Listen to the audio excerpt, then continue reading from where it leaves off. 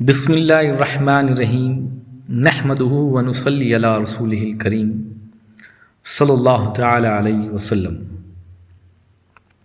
چلیے آج ایک لطف ازالی جو حقیقت ہے اس پہ غور و فکر کرتے ہیں کہ حقیقت کے مطابق لام اللہ کی اس صفات لطیف کا مظہر ہے جو ہر چیز میں موجود ہے مگر نظر نہیں آتا۔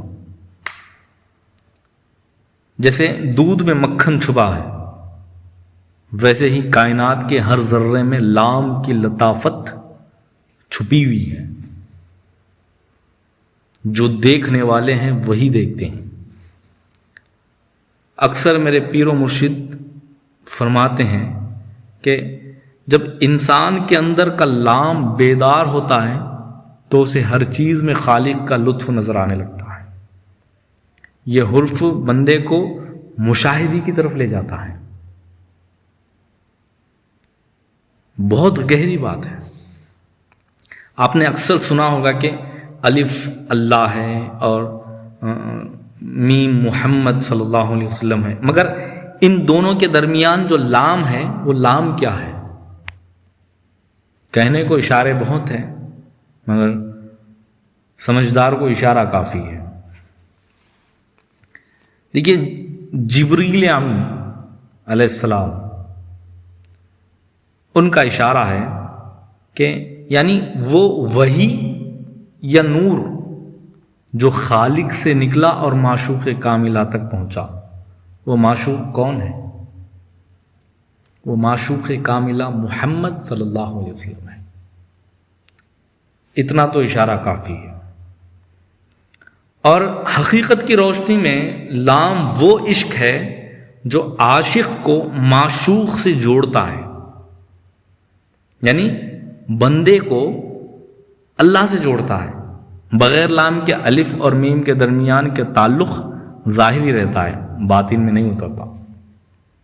یہی ہے۔ اور لام کی شکل پر غور کریں، یہ ایک ہک یعنی ہوک کے جیسا لگتا ہے، ہوک کی طرح ہوتا ہے۔ یہ حرف سالک یعنی یہ جو حرف ہے یہ سالک کے دل کو دنیا سے کھینچ کر عقبہ اور پھر ذات کی طرف موڑتا ہے۔ کلمہ طیبہ کا جو لا ہے لام سے شروع ہوتا ہے۔ اس کا مقصد نفی وجود ہے، یعنی جب تک بندہ اپنی ہستی کو لام کی تلوار سے ذبح نہیں کرتا وہ ہو یعنی اللہ کی حقیقت تک نہیں پہنچ سکتا۔ لام یہاں انسان کی جو انا ہے، انا کو قربان کرنے کا نام ہے۔ غور کریے، اپنی ہستی کو لام کی تلوار سے ذبح کرنا۔ جب تک ذبح نہیں کرتا وہ اللہ کی حقیقت تک نہیں پہنچ سکتا۔ اگر آپ لام کو لکھنے کے انداز پر غور کریں تو یہ الف سے شروع ہوتا ہے اور نیچے آ کر ایک دائرے کی شکل میں اختیار کرنے لگتا ہے۔ لیکن حقیقت عشق یہ بتاتا ہے کہ ہر چیز الف سے شروع ہوئی، ہر چیز الف سے شروع ہوئی ہے اور گھوم کر واپس اسی کی طرف لوٹ رہی ہے۔ بس یہاں پہ سمجھنے کی بات ہے۔ لام کا جو نچلا گھماؤ جو ہے یہ مخلوق کی کثرت ہے، مگر اس کا اوپر والا جو حصہ سیدھا ہے وہ وحدت کی طرف کا اشارہ ہے۔ ہمیں غور و فکر کرنا ہے۔ بعض عارفین بھی فرماتے ہیں کہ لطف اللہ کا جو مرکزی لام ہے وہی ازبال الاسباب ہے،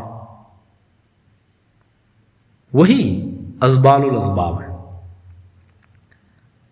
اگر آپ اللہ سے پہلے لام ہٹا دیں تو للہ بنتا ہے، سب کچھ اللہ کے لیے ہے، اور دوسرا ہٹا دیں تو لہو بنتا ہے، سب اسی کا ہے۔ اور آخر میں صرف ہو رہ جاتا ہے۔ لام وہ پردہ نور ہے جو ہمیں اللہ کی جلالیت سے بچاتا ہے اور جمالیت کے ذریعے اس تک پہنچاتا ہے۔ بہت گہری بات ہے۔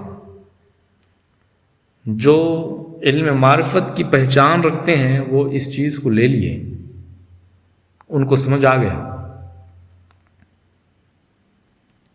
سمجھنے کی بات ہے۔ جو نہیں سمجھے ہیں وہ ایک اور دفعہ اس کو سنیے، سمجھ آ جائے گا۔ لام وہ غیبی تار ہے جو ہماری روح کو عرش معلیٰ تک، یعنی عرش معلیٰ سے جوڑتی ہے۔ یہ نرمی ہے، یہ عشق ہے، اور یہ میں کو ختم کر دیتی ہے، اور بس تو کو پانے کا راستہ ہے۔ میں کو ختم کرنا ہے، بس تو کو پانے کا راستہ ہے۔ یہاں علم جتنا لے بہت کم ہے، جتنا بھی لے بہت کم ہے۔ ہمارے مرشد فرماتے تھے، میرے دادا حضور اور میرے کامل مرشد فرماتے تھے کہ اکثر علم معرفت ایک سمندر کی طرح ہوتی ہے۔ سمندر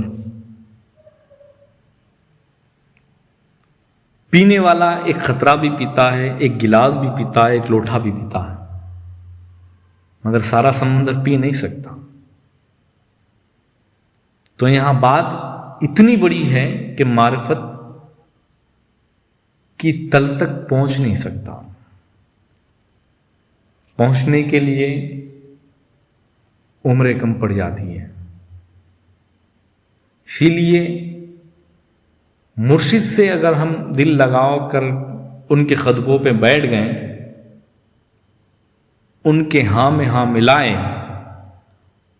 ان کے قدموں کی دھول بن جائے، تو پھر سارا علم ایک نقطے کے اندر آ جائے گا، اور وہ نقطہ آپ کو خود سمجھ میں آ جائے گا کہ وہ نقطہ کیا ہے۔